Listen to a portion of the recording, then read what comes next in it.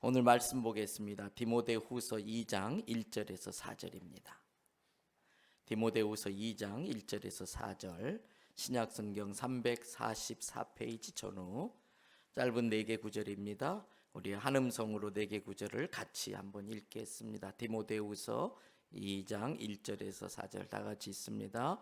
내 아들아, 그러므로 너는 그리스도 예수 안에 있는 은혜 가운데서 강하고 또 내가 많은 증인 앞에서 내게 들은 바를 충성된 사람들에게 부탁하라. 그들이 또 다른 사람들을 가르칠 수 있으리라. 너는 그리스도 예수의 좋은 병사로 나와 함께 고난을 받으라. 병사로 복무하는 자기 생활에 얽매이는 자가 하나도 없나니 이는 병사로 모집한 자를 기쁘게 하려 함이라. 아멘. 할렐루야. 이 말씀 가지고 제자 그리스도 예수의 좋은 병사, 오늘 드린 예물 위해서 기도해 주시고 이 제목으로 말씀 전할 때에 교회와 성도들에게 주시는 말씀 들을지어다. 아멘. 목사님 감사하다고 박수로 모시겠습니다.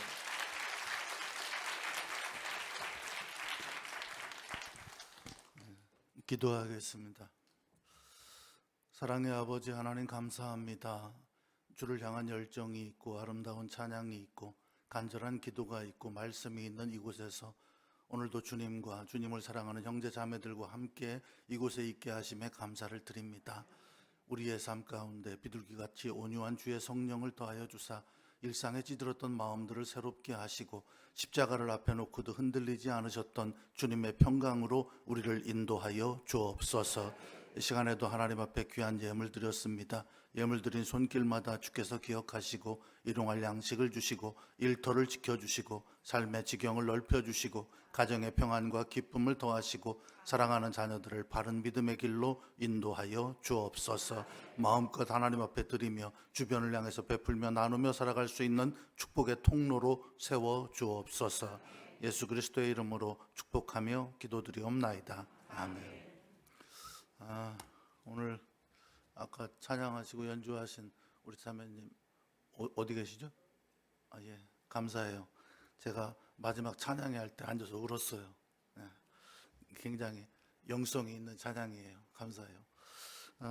여러분들은 제가 독하게 생겨서 안 울 줄 알지만 전 뭐 영화나 드라마 같은 거 보면서도 잘 울고, 원래 이 강한 사람들이 눈물이 많아요. 그리고 여러분들도 목사를 기쁜 면에서 울리는 성도들이 되시길 바랍니다. 목사가 말씀으로 성도들에게 은혜를 주지만요, 목사는 자극이 필요해요. 근데 저는 지금까지 목회하면서 저보다 훨씬 훌륭한 평신도들을 많이 만났어요. 오늘 찬양의 영역에 있어서는 저분이 가장 뛰어난 영성으로 하나님을 찬양하신 분이에요. 그래서 그 감동이 오잖아요. 저는 처음 보고 이름도 제가 모르지만, 그리고 누군가가 하는 그 신앙의 행위 속에 들어있는 간절함이, 그게 전달되는 게 그게 영성이에요. 그리고 목사는 아무리 쪼다 같아도 하나님이 그걸 주셔요. 그래서 목사가 설교하면 신자들이 앉아서 말씀을 들어도 저 사람이 진짜로 말씀을 듣는 건지 안 듣는 건지를 느끼게 하셔요. 그리고 누군가가 나와서 찬양을 하거나 누군가가 기도할 때 저 사람의 영성이 거기 담겨 있는지가 느껴져요. 이게 뭘 보면 아냐면, 여러분들이 이제 가끔 그 노인 장반들 헌신 예배 드리실 때, 어르신들, 그럴 때 헌신 예배 드리는 어르신이 올라가고 기도를 하는데 기도를 떠듬떠듬 기도한단 말이에요. 그런데 그 기도 속에서 여러분들의 이 전율이 쫙 느껴진다고요. 그죠? 그리고 그 기도가 끝났을 때 자기도 모르게 아멘으로 동참한단 말이에요. 그게 왜 그러냐? 그분의 간절함과 거기에 영성이 담겨 있기 때문이에요. 청산유수로 막 쭉쭉쭉쭉 말 잘하는 듯이 이렇게 기도하는 그런 기도가 중요한 게 아니라 실제로 거기에 간절함이 담겨 있으면 돼요. 그러니까 여러분의 모든 신앙 행위는 그런 간절함이 담겨 있길 주의 이름으로 축원합니다. 너무 좋네요. 제가 여기 와서는 찬양으로 은혜를 많이 받아서 너무 좋아요. 저희 교회는 잘하긴 하는데 아직 저만 하려면 어림없어갖고 음악을 좋아하는 사람들이 감성적이잖아요. 그리고 찬양을 하는 게 노래를 잘하고 못하고를 떠나서 여기서 찬양하거나 하시는 분들, 그분들은 다 그 영성이 담겨 있고 삶의 기쁨이 담겨 있어서 보기가 너무 좋아요. 제가 뭐 우리 임성훈 목사님하고 친구처럼 지냅니다만, 우리 임성훈 목사님이 목회 잘하고 대형교회가 좋은 교회라고 하는 말을 듣고 오기는 했지만 실제로 와서 보니까 정말 좋은 교회예요. 여러분들은 여기 있으니까 우리 교회가 얼마나 좋은지 잘 모르죠. 딴 데 가봐. 한 교회 오래 있다 보면 자기 담임 목사가 설교를 얼마나 잘하는지, 얼마나 열정적으로 목회하는지, 우리 교회 교인들이 얼마나 좋은 교인인지를 모를 때가 있어요. 근데 제가 여기 와서 느끼면서 가장 좋았던 건 그 안내소는부터 주차 봉사하시는 모든 분들이 표정이 너무 밝아요. 너무 기쁜 마음을 그걸 하시는 거예요. 여러분, 그게 굉장히 중요해요. 여러분들 1년 내내 주차 봉사 한 번도 안 넣은 분들 계시잖아. 근데 그거를 추운 새벽부터 아침부터 나와서 하는데도 굉장히 기쁘고 밝아요. 그건 억지로 시키는 게 아니에요. 돈 주고 시키는 게 아니잖아요. 그게 사람이 가지고 있는 영성이에요. 여러분들도 그런 영성 깊은 사람들이 되시길 바랍니다. 때로는 설교가 필요 없을 때가 있어요. 찬양이 너무 은혜스러울 때는 찬양이 설교가 되는 거죠. 누군가가 기도했는데 그 기도가 우리 모두의 공감대를 형성하면 그 기도가 설교일 수도 있는 거죠. 근데 이제 부흥회니까 제가 강사로 왔으니까 그렇다고 찬양이 의대받았다고 설교를 안 할 수는 없죠. 사실 어려운 설교는 어제 저녁까지 다 지나갔어요. 목사가 설교를 준비하면서 다른 교회 가서 설교를 할 때 제가 말했잖아요. 다른 교회에 가지만 우리 교인들이 그렇게 되기를 원하는 마음으로 제가 설교를 하고, 또 그 중에는 성도들에게 있어서 예배나 헌금이나 기본적으로 교육이 필요한 부분들을 목사가 설교해야 돼요. 그래서 어젯밤에 설교도 길었고 그런 부분을 설교했는데, 그런 부분을 설교할 때 잘 들으시는 교회가 좋은 교회죠. 여러분들은 좋은 교회예요. 그리고 또 부흥회 때 낮집회 이렇게 많이 나오는 교회도 없어요. 그런데 참 여러분들은 열정이 있는 분들인 것 같아서 감사하고, 부흥회는 뭐 말씀으로 도전을 주고 자극을 주고 떠나는 거고, 근본적으로 여러분들은 이제 우리 임성훈 목사님의 좋은 설교를 통해서 오늘까지 양육된 사람들이잖아요. 앞으로도 다 사명 성실하게 감당하면서, 그래도 부흥 강사가 와서 제자에 대한 이야기를 했으니까 좀 더 좋은 제자들이 되시길 주의 이름으로 축복합니다. 제가 아들이 둘이 있는데, 이제 적은 아들이 지금 천안교회에서 부목사를 해요. 근데 걔가 태어나면서 이제 내 인생이 바뀌었어요. 왜냐하면 제가 군대에서 제대할 때 문선대였기 때문에 문선대 선배들은 다 사회 나와서 음악을 해요. 그래서 제가 제대하면서 나이트클럽에 가서 그 싱어 겸 MC로, 그게 각계모찌라고 하는 건데, 그걸 하기로 계약을 해놓고 나왔는데, 나와 보니까 우리 와이프가 배가 불러 있는 거예요. 나 군대 면회 다니면서 두 번째 애가 생긴 거죠. 그래서 걔 때문에 내가 인생이 완전히 꼬였어요. 나는 음악하러 가려고 하는데 이제 우리 와이프가 우리 아버지한테 찔러서, 우리 아버지가 네가 제정신이냐, 애가 둘인데 딴 따라 한다는 게 말이 되냐, 이래가지고 내 인생이 꼬여서, 그래서 그때 이제 여러 가지 갈등 끝에 여러 가지 일들이 생겨지면서, 그리고 제가 이제 하나님 옆에 들어가서 항복하고 결국은 목사가 됐는데, 그 목회자가 되는 과정에서 걔가 그렇게 보기 싫었어요. 저놈의 새끼가 안 생겼으면 내가 딴 따라 하러 갈 건데. 근데 놀라운 건 뭐냐면 걔가 내 생일날 태어났어요. 그래서 내가 걔 고등학교 다닐 때까지 내가 입에다가 입으로 뽀뽀해줬어. 걔가 얼마나 이쁜지. 걔가 생겼을 때는 그렇게 싫었는데, 걔가 내 생일날 태어나고 그러면서, 걔가 태어나서 내가 인간답게 하나님이 나에게 계획하신 길, 우리 할머니가 봤던 비둘기 3마리, 우리 형이 얘기했던 하나님 앞에 찍혀서 못 도망간다는 얘기, 그 모든 것들의 결집체가 걔가 마지막 터닝 포인트였거든요. 그래서 제가 지금 이제 목사가 돼서 지금도 걔를 사랑해요. 우리 하은이가 태어나기 전까지는 걔를 제일 사랑했어요. 걔가 그렇게 큰 앤데도 질투해요, 하은이를. 지가 아빠가 저를 제일 이뻐했는데 하은이 태어나고 나서 저를 별로 안 이뻐한다고. 우리 하은이 보고 싶어요. 얼른 가야지. 근데 걔가 이제 초등학교 2학년 때, 큰애가 초등학교 6학년 때 4살 차인데요. 어느 날 이제 우리 수민이가 옷을 입는데 뭐가 또롱또롱 굴러와요. 이렇게 봤더니 500원짜리 동전 하나가 와요. 그래서 내가 그걸 붙잡고, 야, 이게 무슨 돈이냐 그랬더니, 애들이 좀 크면 엄마가 준 거야 이러면 끝날 텐데, 얘가 이제 착하고 어리고 순진하다 보니까 거짓말을 못 해가지고, 그 사실은 친구가 준 거야 이러는 거예요. 그래서 내가, 야, 네 친구가 누가 돈을 줘? 그랬더니 식당하는 엄마가 있는데, 걔가 돈을 동전부터 해갖고 1,000원짜리로서 한 2만 원 정도 가져와가지고 애들을 다 나눠줬대요. 그게 지 엄마가 털은 거죠. 걔를 간단하게 말하면. 그 1,000원을 받았대요. 그래서 내가, 아니, 야, 1,000원을 받았는데 왜 동전이 하나밖에 없어? 그랬더니 500원은 형 줬대요. 이제 그래서 제가 수민이를 앉혀놓고 걔 잘못을 깨닫게 하기 위해서 걔가 알아들 수 있도록 걔를 혼내키지 않았어요. 야, 걔가 그 엄마 돈을 몰래 가져온 거라면 나쁜 짓이고, 그 돈을 가지면 너도 나쁜 짓에 동참하는 게 되는 거야. 그렇게 하면 안 되는 거야. 한참 설명을 했어요. 그랬더니 얘가 얼굴이 빨개져 땀을 뻘뻘 흘리더니, 아빠 가서 다시 돌려줄게요 그러더라고요. 이제 여러분 이제 거기서 우리가 생각해 봐요. 어린아이는 순수하기 때문에 잘못을 깨달으면 이내 반성하고 고칠 수 있어요. 그래서 예수님께서도 어린아이 같지 않으면 천국에 들어갈 수 없다 이렇게 말씀하신 거예요. 이건 아주 비근한 예입니다.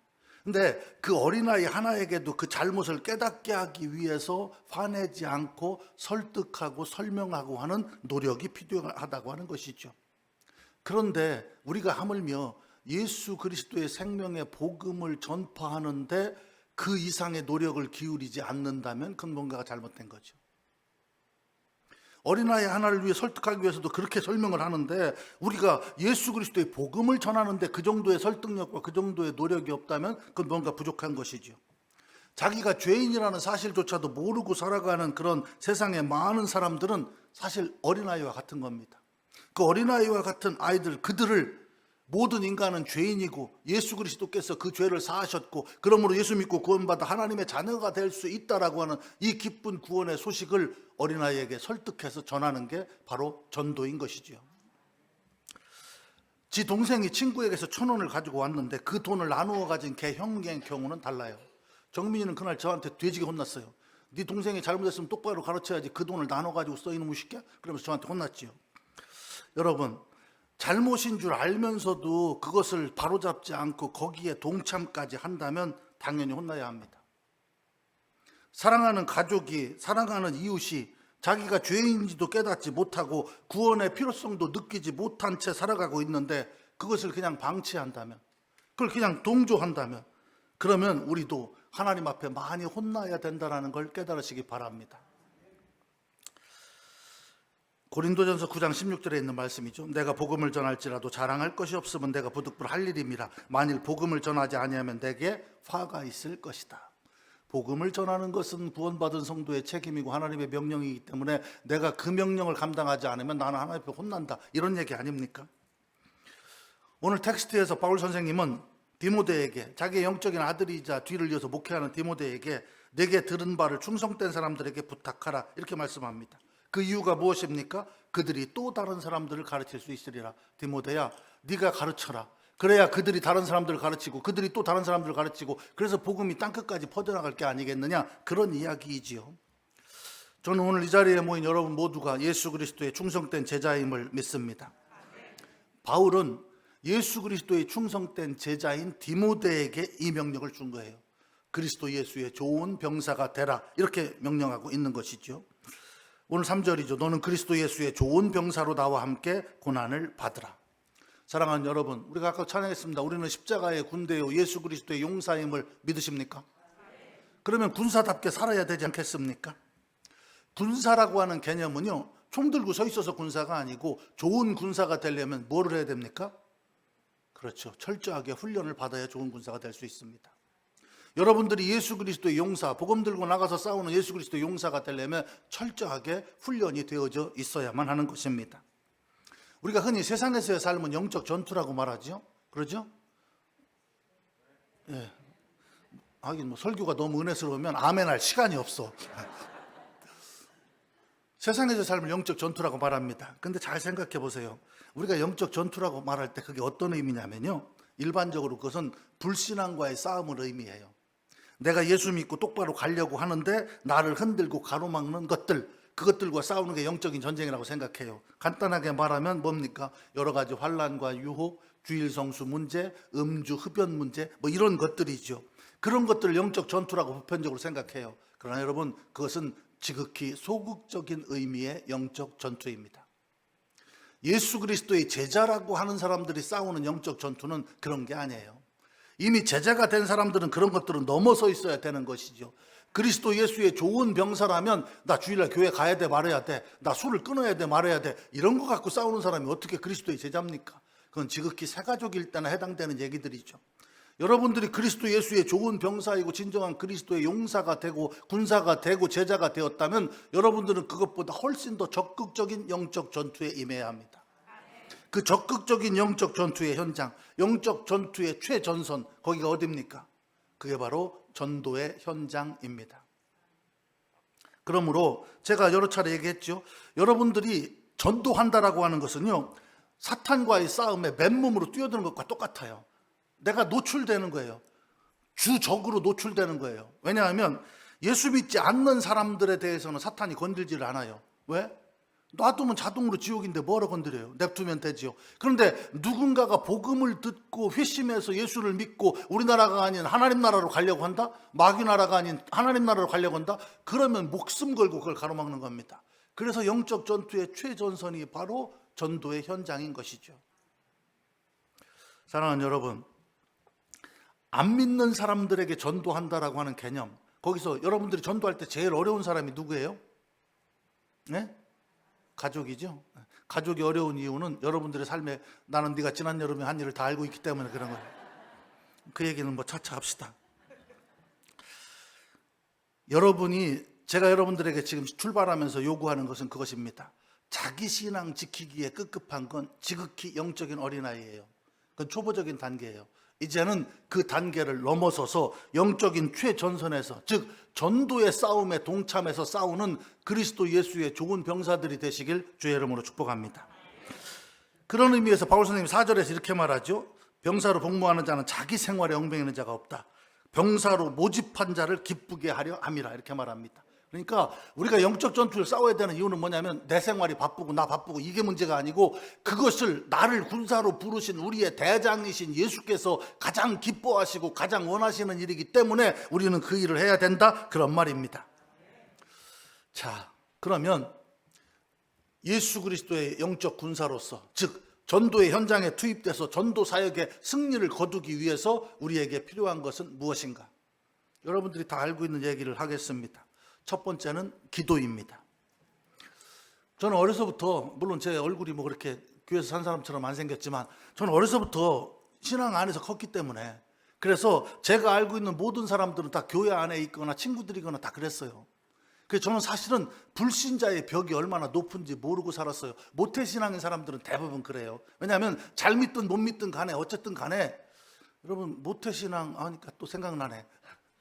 나는 못해요. 그래서 모태신앙이라고 그러는데, 여러분 모태신앙은요, 하나님이 인간에게 주신 최고의 축복입니다. 왜? 자녀는 부모를 선택할 수 없어요. 내가 믿는 부모 밑에서 태어났다라고 하는 건 하나님이 생내적으로 나한테 큰 복을 주신 거야. 그래서 모태신앙으로 태어난 사람은 교회 공동체와 신앙에 대한 책임이 더 커요. 그 사명을 감당하시길 바랍니다. 그러면 이 중에 어떤 분은, 아이고 그럼 목사님, 내가 예수 처음 믿는데 그럼 나는 뭐예요? 신앙의 프론티어죠. 여러분이 신앙을 출발했기 때문에 여러분의 자녀가 모태신앙이 되는 것입니다. 그리고 여러분의 자녀들이 여러분 때문에, 여러분의 가정이 여러분 때문에 복음의 가정을 이루게 되는 것이죠. 그러므로 더 열심히 하셔야 됩니다. 왜냐하면 모태신앙인 사람들은요, 부모의 기도가 쌓여져 있어요. 그런데 신앙의 1세대들은 부모님의 기도가 없잖아요. 그건 뭐 부모님의 잘못이라고 하기보다는 나를 위해서 쌓여진 기도가 없기 때문에, 솔직히 말씀드려서 신앙의 1세대를 출발하시는 분들이 신앙생활을 출발하기가 어려운 건 틀림없는 사실이에요. 왜냐하면 영적인 전투를 대비할 수 있는 방어막이 별로 없기 때문이에요. 그러나 그것을 이기고 섰을 때 여러분이 위대한 신앙인이 되고 여러분의 자녀와 여러분의 가정이 믿음의 가정이 된다는 사실을 깨닫고 더 열심히 신앙생활 하시길 바랍니다. 우리가 전도할 때 보통은 주변에서 보던 사람들이나 나와 연관된 사람들을 전도해요. 그게 전도학용어로 관계 전도라고 부르는 것이고, 전도의 열매가 가장 결실이 높다라고 평가되는 전도입니다.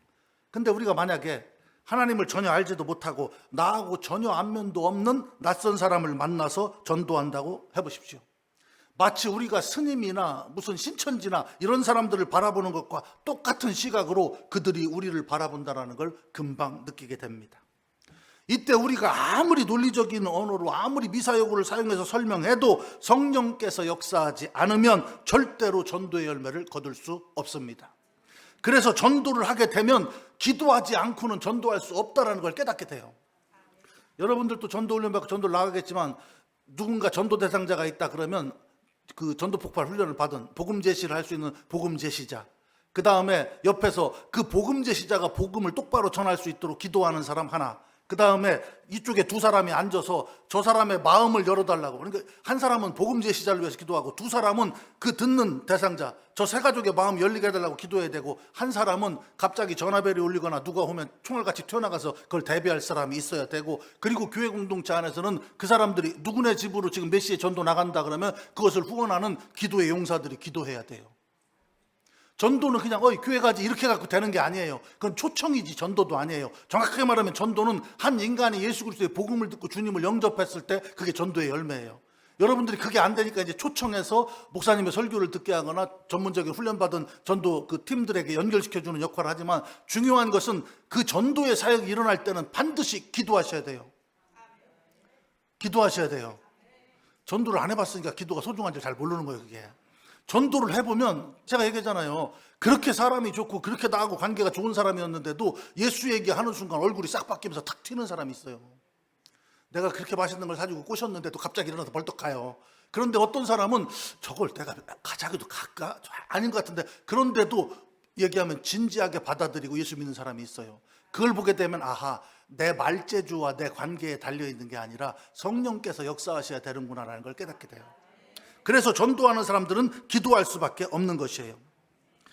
그러면 또 어떤 분들 그러죠. 그러면 성령이 역사하셔야 열매 맺는다? 그러면 전도의 열매는 전적으로 하나님 책임이네? 그럼 나는 뭐요? 아무것도 안 해도 되겠네. 하나님이 알아서 전도하시면 될 거 아니야? 그건 아니지요. 풍성한 추수를 기대할 수 있는 사람은 봄에 열심히 씨를 뿌리고 그것을 가꾸는 사람 아닙니까? 우리 아이들도 마찬가지예요. 열심히 공부했는데 대학에 떨어진 건 부끄러운 일이 아니에요. 그런데 놀고 대충 하다가 떨어졌다면 부끄러운 일이죠. 사랑하는 여러분, 주께서 역사하시고 성령께서 역사하셔야 전도의 열매가 맺는다는 건 틀림없는 사실이지만, 성령의 열매가 맺을 수 있도록 우리가 기도하고 그 일에 전념하고 동참하고 협력하는, 그 일에 함께 협력하지 않는다면 우리는 신앙인이 아닌 거예요. 제가 동광양 전도대에서 십자군 전도대를 했어요. 그 십자군 전도대라는 게 뭐냐면, 지금 이제 끊겼는데 OMS에서 후원을 해가지고 이제 그 작은 교회, 아주 사람이 없는 교회는 안 돼. 작은 교회인데 교회의 재정상 전도사를 쓸 형편이 안 되는 교회를 OMS에서 페이를 지불하고 전도사를 파견해요. 그러면 그 전도사가 거기 가서 전도 훈련 시켜주고 교회에서 자면서 설교도 해주고 목사님을 도와주는 거예요. 예, 교회로 봐서는 무급 전도사고 그 페이는 OMS에서 나가는 게 그게 OMS 소속 십자군 전도대예요. 그 십자군 전도대를 2년을 하면 단독 목회로 인정해가지고 목사 안수를 줘요. 근데 저는 이제 오늘 저녁에 또 얘기하겠지만, 저 옆에 계신 우리 큰형님께서 하라는 대로 했어요. 그래서 십자군 전도대 2년 하면 목사 안수 받는데, 십자군 전도대 1년 6개월쯤 했는데 우리 형이 야, 너는 시골 가서 단독 목회 그러더라고요. 왜? 그랬더니 시골 가서 단독 목회를 해야 한 영혼이 얼마나 소중한지를 알아 그러더라고요. 그래서 제가 시골 가서 4년 동안 단독 목회를 했어요. 그랬더니 우리 형이 야, 너 이제 서울 가서 큰 교회 가서 부목하면서 시스템을 배워. 그래서 제가 천호동 가서 4년 동안 했어요. 그리고 제가 신흥교회 담임 목사로 간 거예요. 저는 우리 큰형이지만 제가 목회자 중에서는 가장 존경해요. 여러분들도 뭐 아시겠지만, 저는 제가 봤을 때는 대한민국에서 그만큼 성서를 잘 알고 설교를 잘하는 사람이 있나 싶을 정도로, 제가 사실 그 대학원 3사에서 갔다 했잖아요. 그때 일주일에 한 번씩 큰형네 집에 가서 영어 공부하고 신학 공부하면서 했어요. 제가 이 신학의 틀을 마련한 건 우리 큰형의 영향력이 커요. 어쨌든 그래서 제가 십자군 전도대를 갔는데, 십자군 전도를 가가지고 동광영교회, 지금 이제 군산에 은퇴하시는 홍건표 목사님이 그때 담임 목사로 있었는데, 거기에 이제 저희가 가서 이제 십자군 전도대 갔으니까, 여러분 십자군 전도대 시험 보면요, 그 전도 폭발 그거 있잖아요, A4 용지, 그걸로 나눠주고 그냥 쓰라고 해가지고, 떨어지면 조금이라도 틀리면 다음 주에 또 쓰고 그래갖고 계속 합격할 때까지 시험을 봐야 돼요. 그리고 성경 109절 암송이 있잖아요, 그걸 100지 나눠주고 쓰라고 그래요. 그래가지고 그게 95개인가 90 몇 점인가를 맞아야 통과가 돼요. 그 90 몇 개를 못 쓰면 다음 주에 와서 또 해야 돼요. 근데 그 성경 109절을 한 번에 딱 써갖고 합격하신 분이 있어요. 저는 그걸 지금도 가지고 있어요. 제가 그걸 코팅을 해가지고 뒤는 영어로 돼 있거든요. 그래서 우리 와이프가 이렇게 들으면 그거 보고 애우고 이렇게 했던, 그걸 제가 지금도 그때 그 성경 구절 애우기가 하도 힘들어가지고 그래서 그걸 지금도 가지고 있어요. 근데 그 십자군 전도대가 파송을 돼가지고 이제 동광영교회 갔는데, 동광영교회에 부흥회가 있었어요. 그 옛날에는 부흥회 포스터를 붙였잖아요. 그런 거 보면 참 우리가 지금 전도지도 안 돌리고 포스터도 안 붙이는데, 그게 이제 포스터를 붙이고, 그리고 그 교회에서 이제 제가 전도 폭발 훈련을 시키는 거예요. 그러면서 주마다 확인해요. VIP가 누굽니까? 다 정해야 돼. 부흥의 날을 D-Day로 잡았으니까. 근데 거기에 그 소주우유 대리점에 다니는 한 그 집사님이 있었어요. 근데 그 집사님이 VIP를 정하라고 하니까 자기 남편은 건달이라 자기 남편은 안 되니까 그 소주우유 대리점 사장의 이름을 썼어요. 그 사장 이름이 김성도예요. 그 사람 어차피 예수 믿게 돼 있겠죠. 이름이 성도니까. 근데 여러분도 아시다시피 서주 대리점에서 일하는 아줌마가 사장님한테 교회 가자고 말하는 게 쉽겠어요? 어렵겠어요? 어렵죠. 주마다 물어보는데 접촉하셨습니까? 아니, 접촉은 못했고요. 그냥 기도만 해요. 그러는 거예요. 큰일 났어요. 아니, 그분을 데려와야 되는데, 아니, 최소한 부흥회에 오라고를 해야 될 거 아니야. 근데 오라고도 않고 그냥 계속 기도만 하는 거예요. 헌금 드리면서 맨날 눈물로 기도해요. 그런데 놀라운 건 뭐냐면요. 부흥회 마지막 날 그 김성도 씨가 교회에 왔어요.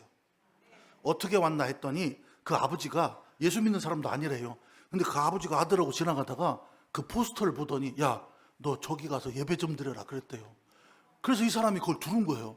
들어와서 보니까 자기네 직원인 그 여자분이 자기를 VIP로 써내고 자기를 위해서 기도했다는 걸 알고 그분이 예수 믿고 구원받은 걸 믿으시기 바랍니다.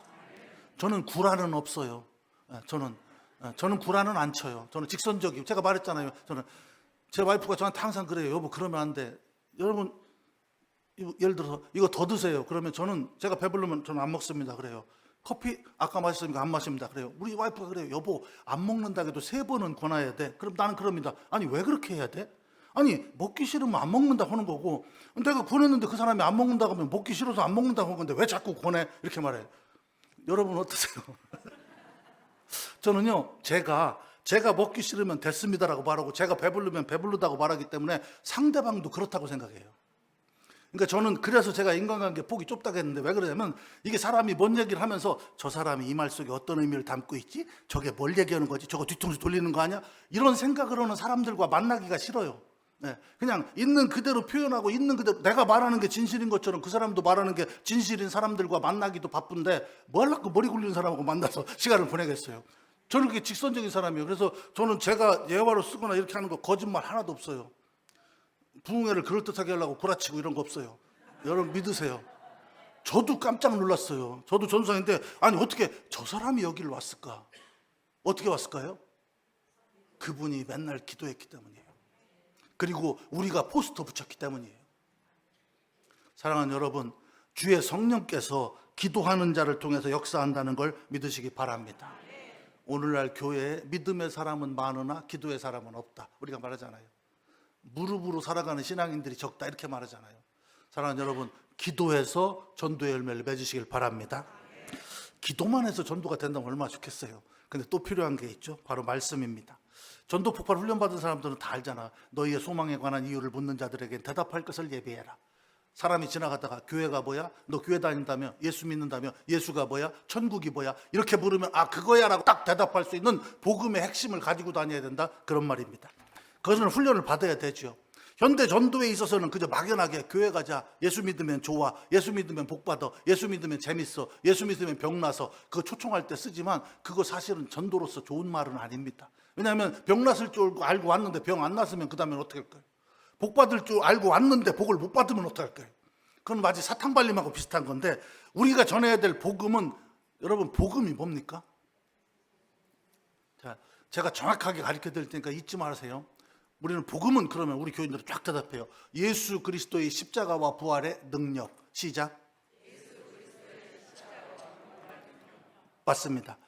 거기에 십자가와 부활의 능력이 있기 때문에 내가 말을 하는데 그 복음의 능력이 나타나서 사람이 뒤집어지고 회심하고 구원받는 거예요. 그러면 예수 그리스도의 십자가와 부활의 능력을 줄이면 예수 그리스도의 십자가와 부활이 복음입니다.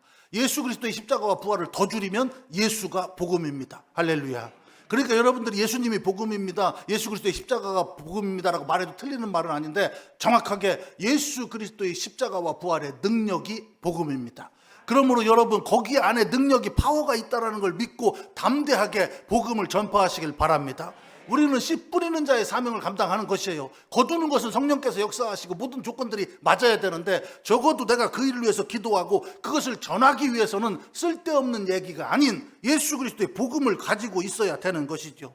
은혜의 인간 하나님 예수 그리스도 믿음, 전도 폭발 받으신 분들은 알 것이에요. 그 핵심을 가지고 있어야 합니다. 에베소서 6장에 보면 하나님의 전신갑주를 취하라 이렇게 말하잖아요. 거기 보면 진리의 허리띠, 의의 흉배, 복음의 신, 믿음의 방패, 구원의 투구, 성령의 검 이렇게 말합니다. 그러면 거기 보게 되면 다 방어용 무기예요. 공격용 무기는 하나밖에 없어요. 뭐예요? 성령의 검, 하나님의 말씀이에요. 영적 전투에 최전선이 마귀하고 싸우는 최전선이 전도하는 데인데 거기에다가 방어만 잘하고 가면 적어도 맞아서 쓰러지지는 않겠지요. 그러나 방어만 해서는 절대로 못 이깁니다. 공격을 해야 이기는 거지요. 그럼 공격하려면 뭘 가지고 가야 되겠어요? 하나님의 말씀을 가지고 가야 되는 것이죠. 예수 그리스도의 복음을 가지고 가야 되는 것입니다. 그래서 교회에서는 전도폭발 훈련이 되어야 하고, 그리고 전도폭발이 아니라 할지라도 여러분들이 복음을 통해서, 설교를 통해서 들은 예수 그리스도의 그 복음의 생생한 메시지가 있어요. 그리고 제가 어제도 얘기했듯이 오해하지 말고 들으세요. 나 이 말 참 싫어. 예를 들어서 이혼한 가정이 있다. 여러분 요즘에 우리 일가친척 걸치고 보면 이혼 안 한 가정이 어디 있습니까? 옛날에나 이혼이 문제가 되지, 지금은 이혼은 그거는 그렇게 이상한 눈으로 봐서도 안 되고요. 그건 한 인간에게 있어서는 상처와 아픔입니다. 그런데 예를 들어 이혼한 가정이 있다라고 한다면, 그 이혼한 가정에 가서 복음을 전한다고 한다면 이혼한 경험이 있는 분이 가서 전할 때 가장 효과적입니다.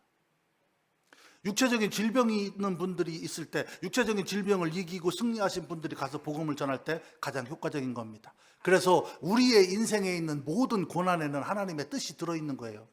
그것을 탓하거나 불행하게 쓰지 말고 그것을 기쁨으로 선용해서 쓰시길 바랍니다.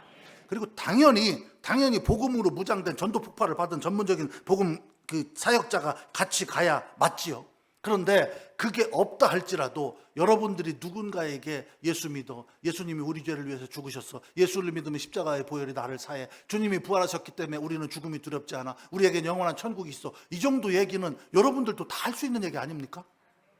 그러므로 여러분, 전도 폭발 훈련을 받지 않았다면 최소한 설교라도 열심히 들으시길 바랍니다.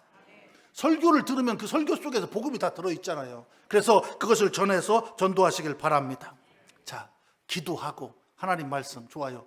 그것만으로 전도가 되면 얼마나 좋겠어. 마지막으로 필요한 게 뭘까요? 예? 삶입니다. 라이프 스타일입니다. 여러분, 내가 누군가에게 예수 믿으라고 말하면 그 사람은요, 내가 전하는 말을 듣기 전에 나를 먼저 봅니다. 내 삶을 먼저 봅니다. 그래서 복음에 합당한 삶이 필요해요. 삶으로 전도하셔야 돼요. 제 바로 위에 형이 이제 강석교회 이덕환 목사잖아요. 은산 시골에서 단독 목회를 했어요. 근데 그 교회 앞에 가게방이 하나 있는데 그 가게방의 주인은 예수를 안 믿는 분이에요. 근데 그분이 그러더래요. 이번에 여기 가중교회 온 전도사님은 굉장히 훌륭하신 분이라 그러더래요. 그래서 그분이 왜 훌륭하냐 그랬더니 그분이 온 뒤로 그 동네 사람들이 외상을 안는데 그 가게방에서 외상을 안는데요. 그게 무슨 말이에요? 이 교회 교인들이 맨날 외상하고 그랬는데 목회자가 바뀐 뒤로부터는 외상을 안는다는 얘기. 그게 무슨 얘기예요? 야, 이 동네 사는 사람들이, 교회 다니는 사람들이 맨날 와서 외상 가져가고 진상짓하고 하더니 외상을 가져가, 그들의 삶이 바뀌었다는 것이에요. 그들의 삶이 바뀌었다고 하는 게 믿지 않는 사람들에게 굉장히 강력한 도전이 되는 거예요. 삶이 뒷받침되지 않으면요, 절대로 전도에 성공할 수 없어요. 간단하게 말하면 안 믿는 남편하고 밤새도록 토요일날 싸우고서 주일날 아침에 여보 교회가 그러면 가겠습니까? 너나 가, 이거죠. 그 어떤 권사님 그랬다잖아요.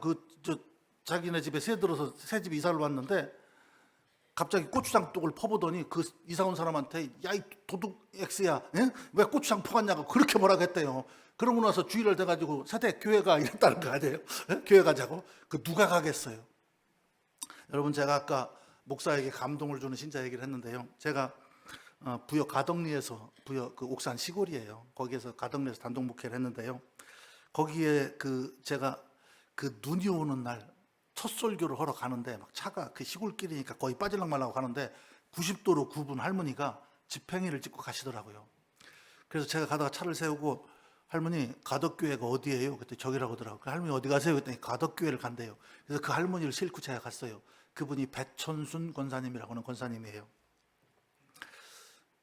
그 마을에서 어떤 영감님이 계셨는데 본부인이 죽었어요. 딸만 낳고 죽었어요. 그러니까 이분이 두 번째 부인을 맞이했는데 두 번째 부인이 그 배천순 권사님이었어요. 근데 이 배천순 권사님이 그 영감님하고 결혼한 다음에 자식을 못 낳았어요. 그랬더니 이 영감님이 세 번째 부인을 얻어달라고 졸른 거야. 그러니까 우리 권사님이 착하니까 세 번째 부인을 얻어줬는데 그 세 번째 부인이 누구냐면 동네에서 제일 모자란 여자를 세 번째 부인으로 얻어달라고 한 거예요. 그 영감님이. 그러니까 참 우리 같으면 그거 말렸겠지만 그래서 그 세 번째 부인 모자란 여자하고 결혼했는데 문제는 뭐냐면 그 모자란 여자가 더 모자란 아들을 낳았어. 그리고 나서 영감님이 돌아가셨어. 전 부인 소생들은 아무도 돌보지 않아. 그 배천순 권사님이 그 모자란 세 번째 부인과 그 모자란 세 번째 부인이 낳은 더 모자란 아들, 체중이 한 150kg쯤 나가 보이는 그 아들, 거의 맨날 바지만큼씩 벗고 돌아다니는 걔를 데리고 사는 거예요.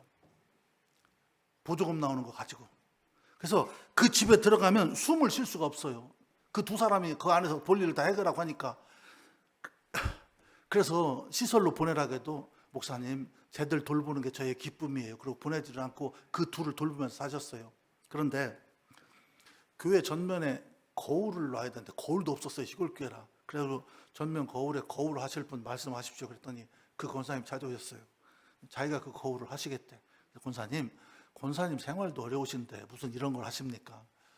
목사님, 하나님 앞에 헌물을 하는 건 하나님 앞에 복을 받는 일입니다. 그런데 왜 주의 종인 목사님께서 그거를 막으십니까? 그리고 그분이 정부에서 돈이 나오면 저한테 도서비로 3만 원씩을 가지고 오셨어요. 제가 그걸 받을 수 있겠어요? 생각해 보세요.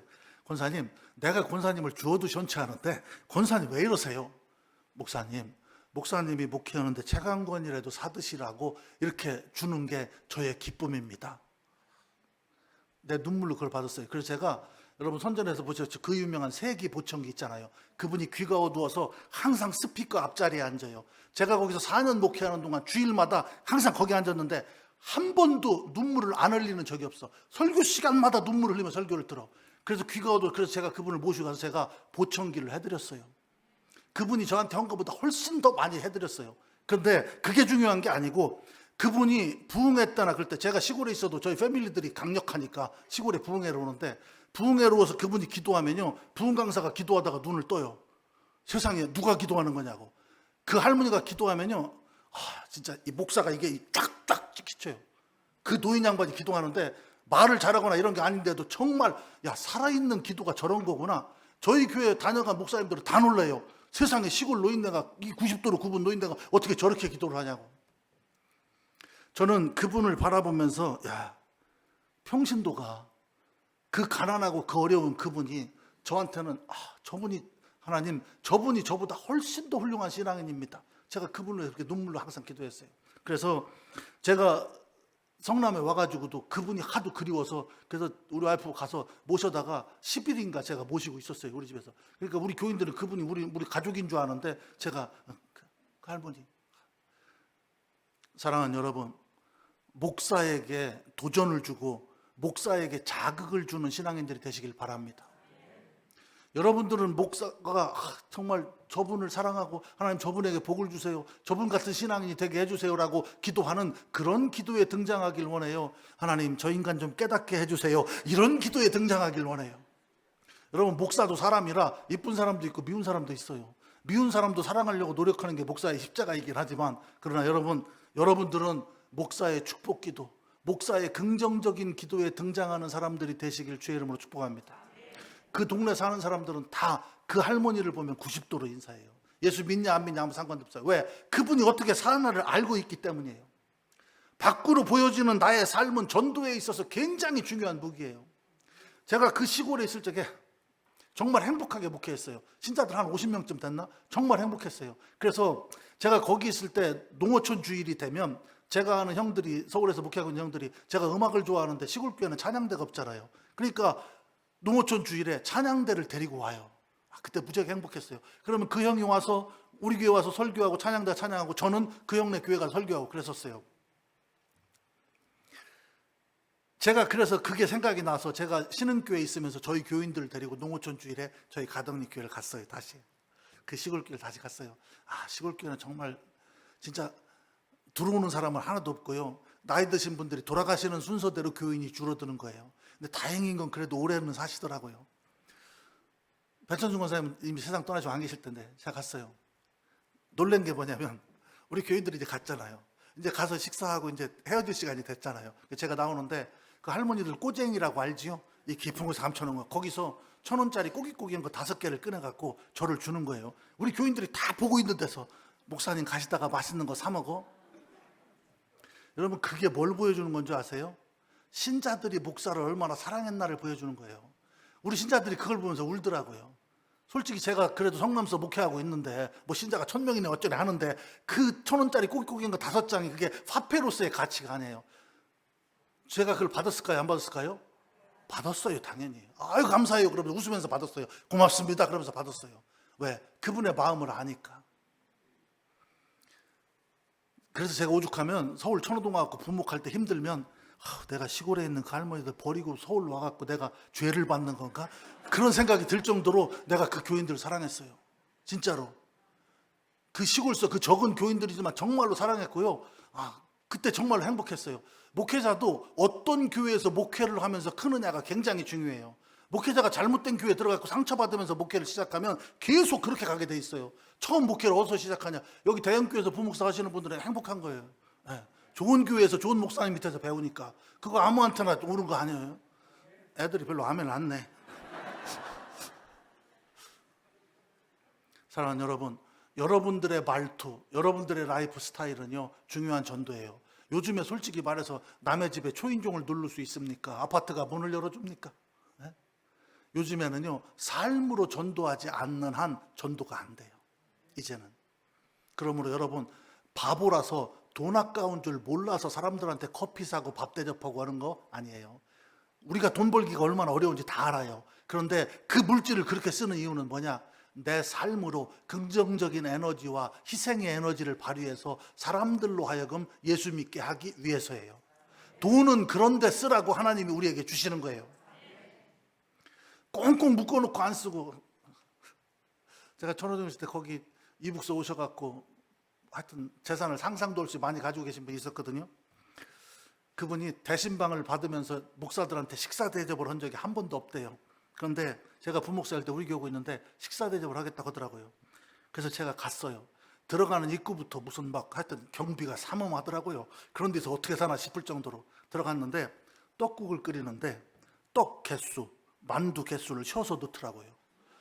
부자는 괜히 부자가 되는 게 아니야. 내가 그걸 보고 놀랐어요. 나 더군다나 담임 목사님도 모시고 갔어요, 제가. 그런데 그걸 보면서 아니 그러려면 도대체 왜 우리를 오라고 했을까? 왜 우리한테 식사 대접을 한다 했을까? 그런 마음이 들더라고요. 물론 그래서 부자가 되셨는지는 모르겠지만 사랑하는 여러분, 여러분들이 가지고 있는 거 베풀면서 사용하면서 여러분의 삶으로 전도하시길 바랍니다. 우리 교인들한테는 제가 제자훈련할 때 얘기해요. 10번 얻어먹고 11번째도 얻어먹는 놈은 나쁜 놈이다. 저 사람이 나한테 탕수육을 사줬으면 나는 10번째 그 사람한테 라면이라도 사줘야 맞아요. 그리고 여러분들이 교제하는 관계에서 내가 여유가 있어서 뷔페도 데리고 가고 이렇게 대접할 때 할지라도 우리 중에 가난한 사람이 있잖아요. 이게 돌아가면서 식사를 대접하다 보면 그 사람이 부담이 돼요. 왜? 먹은 게 있고 뭘 접대해야 되는 거 알고 있잖아요. 그 사람이 접대할 때는 라면이나 짜장면만 해도 괜찮다고 하고 그거 먹으러 가자고 말해야 돼요. 그래서 그 사람의 최소한의 자존심도 지켜줘야 되고 그 사람도 우리의 패밀리라는 걸 인정시켜줘야 교제가 이루어지는 거예요.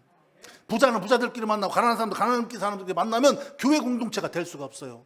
교회 공동체는 여러분 누구하고 밥 먹느냐가 중요해요. 뭘 먹느냐는 중요하지 않아요. 누구하고 밥 먹느냐가 중요한 거예요. 그런 의미에서 가난한 사람 주눅들 거 없어요. 내 형편에 라면이면 라면 사주면 되죠. 여러분들 구역에서 식사할 때도 가정 다니면서 식사하잖아요. 혼자 사는 할머니가 그 구역이다 그러면 구역장이 눈치껏 떡이라도 싸가지고 가가지고 간단하게 준비하게 시켜 이렇게 해서 그 집도 뭔가를 내놓게 해줘야 그 사람이 체면이 유지되는 거예요. 물론 체면 유지하려고 교회 다니는 건 아니지만 그러나 내 삶을 통해서 전도해야 된다는 걸 생각한다면 여러분들의 삶을 부드럽고 베풀고 긍정적인 삶으로 만드시길 바랍니다. 전도하자 그러면 대부분 나는 아기 때문에 못 나와요. 뭐 이러잖아요. 일하느라 피곤해서 못 나와요. 여러분 제가 동강에 있을 때 거기 그 동강에 있는 사람 동강행 제철소에서 일을 하잖아요. 3교대로 일을 하고 야간에 들어가서 일을 해요. 그때 거기 한 40명 정도 모였고요. 그리고 이제 저녁 예배 때 이럴 때는 한 20명 정도 모였는데 전도 훈련할 때는 15명쯤 왔어요. 그리고 거기는 이제 신도시기 때문에 그때는 아파트에 막 전도지 돌릴 때거든요. 전도지 돌린다고 하면 야간 근무 마치고 아침에 퇴근하는 남자 집사님들이 다 왔어요. 그게 십자가의 용사예요. 그분들이 안 피곤하겠어요? 동강양 제철소에서 밤새도록 일하고 나왔는데 그래도 아침에 나와서 그걸 하는 거예요. 제가 이제 그 십자군 전도대에 있었다고 했는데 십자군 전도대의 코스웍의 마지막이 뭐냐면 지하철에서 복음을 전하는 거예요. 참 여러분 그거 하실 수 있겠어요? 여러분 차 타면 옛날에 그런 사람들 많았잖아요. 목마른 사슴 이러면서 볼펜 바르는 사람들 많았잖아요. 아니 우리가 이제 그 전도사들이 4명 5명 한 팀이 돼서 지하철을 타가지고 그걸 하는데 창피하잖아요. 그리고 제가 예수 믿은 뒤로부터는 이게 낯가림이 심해졌다고 했잖아요. 그래서 생각을 하다가 아니 볼펜 파는 놈도 저렇게 당당하게 파는데 내가 물건 파는 사람도 아니고 예수 그리스도의 복음을 전하는데 이거 되겠냐? 하자. 그래서 이제 부천에서 인천 가는 전철을 타는데요. 5명이 한 팀이 돼서 타요. 저쪽 끝문으로 2명, 이쪽 끝문으로 2명 타고 가운데 한 사람이 서서 하는 거예요. 사람이 너무 많으면 가려서 안 되니까 안 되고 사람이 너무 적어도 안 되고 5명이서 붙잡고 기도를 해요. 기도를 하다가 기차가 딱 들으면 딱 보고 적한이다 그러면 이번엔 너 그러면 그 사람 들어가는 거예요. 그래서 가운데 서가지고 이 양복 입고 멀쩡하게 생긴 사람들이 딱 들어가면 사람들이 다 호감적인 얼굴로 쳐다봐요. 그런데 갑자기 저는 OMS 소속 십자군 전도대 이문환 전도사입니다. 하나님은 여러분을 사랑하십니다. 그 순간부터 모든 사람이 어떻게 되죠? 다 저런 것들이 왔어요. 그죠? 제가 그 지하철 전도하면서 전도사님들 수고하십니다라고 말하는 분 딱 하나 만났어. 여의도 순복음교회 권사님이라고 하더라고요. 여러분들이 혹시 길을 다니시다가 이단이 아니고 전도하는 다른 분들을 만나면 저는 대형교회 집사입니다. 참 귀한 일 하십니다. 수고하십니다. 그렇게 격려하고 가시길 바랍니다. 그게 아무것도 아닌 것 같지만요. 그거 하면서 우리가 그 권사님한테 그 말을 듣는데 너무너무 힘이 되더라고. 아니 그 지하철 안에 있는 사람 중에 내가 보기에 반은 예수 믿는 사람일 거야. 그런데 아니 복음 전하면 그걸 듣든지 아니면 수고한다고 말 한마디를 해주지. 왜 고개를 쳐박어? 내가 뭐라고 했다고? 그래가지고 제가 이제 부천에서 그걸 했어요. 따다다다 그러므로 가까운 교회 가서 예수 믿고 구원받아 하나님 자녀가 되십시오. 끝났다 그러고 가는데 어떤 여자가 내 바지를 잡아. 이렇게 봤더니 어린애들 2 데리고 한 젊은 여자인데 내가 일반 대학 다닐 때 우리 반 부과대표였던 애야. 걔가 그 다음에 한 말이 충격적이에요. 신학한다 소리는 들었는데 어떡하다 이렇게 됐어요. 그랬겠지. 대학 다닐 때 머리 파마해서 이렇게 기르고 뭐 기타 치고 오토바이 타고 학교 다니고 레스토랑에서 노래하고 판 돌리고 뭐 한 달씩은 같은 옷을 입고 학교를 가본 적이 없어요. 점심시간에 내려와도 드라이하고 완전 생날라리처럼 그렇게 살았는데 어느 날 갑자기 기차에 지하철에서 이거 하고 있는 거 보니까 심란했겠지요. 여러분 저는 그 복음을 전하면서 하나님 앞에 진심으로 감사했어요. 2 가지 이유 때문이에요. 첫째는 뭐냐? 세상에 예수 안 믿는 사람이 너무 많구나. 우리가 교회에서 보니까 다 믿는 사람 같지요. 나가서 한번 전도해보세요. 안 믿는 사람밖에 없어요. 다. 이렇게 안 믿는 사람이 많아서 나로 하여금 전도의 열정을 주시는구나라고 하는 게 감사했고 또 하나 이게 중요해. 내가 예수 믿고 구원받은 게 진짜 감사하구나라는 걸 깨달았어요. 우리 아버지 어머니 할머니한테 진정으로 감사했어요. 여러분 안 믿는 사람이 그렇게 많은데 나보다 똑똑하고 나보다 잘나고 나보다 돈 많고 대단한 사람들이 그렇게 많은데 예수 안 믿는 사람들이 그렇게 많잖아요. 그런데 나 같은 게 뭐라고? 하나님이 나를 사랑하셔서 누군가가 나에게도 전했으니까 내가 복음을 듣고 예수 믿은 거 아니에요? 나 혼자 저절로 태어날 때부터 교회에서 왔다 갔다 하질 않았을 거 아니에요? 그러면 누군가가 전한 그 복음의 성령의 감동과 역사하심 속에서 내가 예수를 믿고 구원받아서 지금 교회 공동체 일원이 되고 무엇보다도 복음을 전하고 주의 사역을 하는 주의 종이 되었다는 걸 생각할 때 얼마나 감사했는지 몰라요.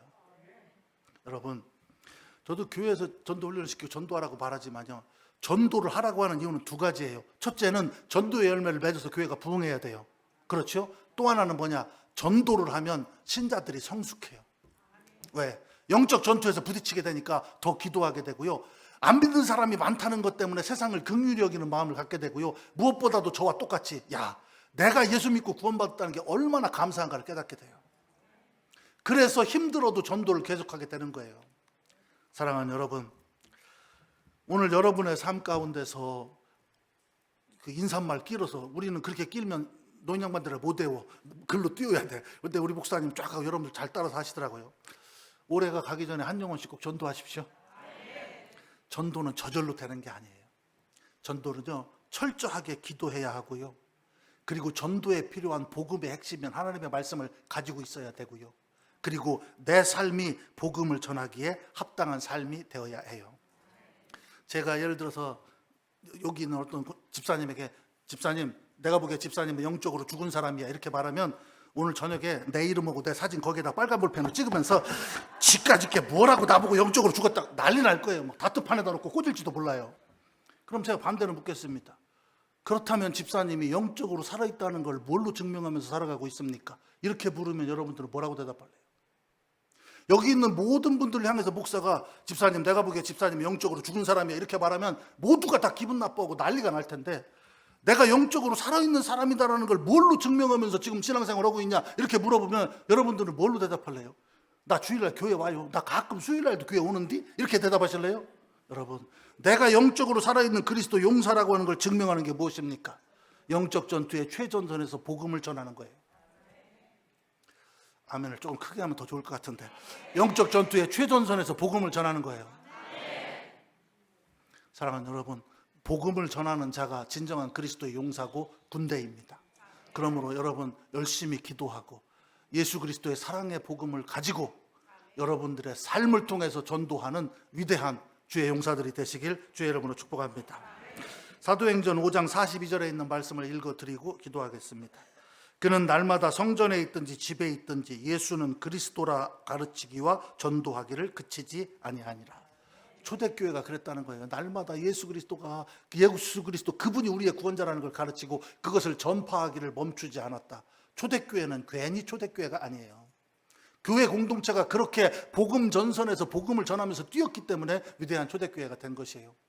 우리 대연교회가 다시 한번 초대교회와 같은 위대한 역사를 이루는 교회가 되기를 축복합니다.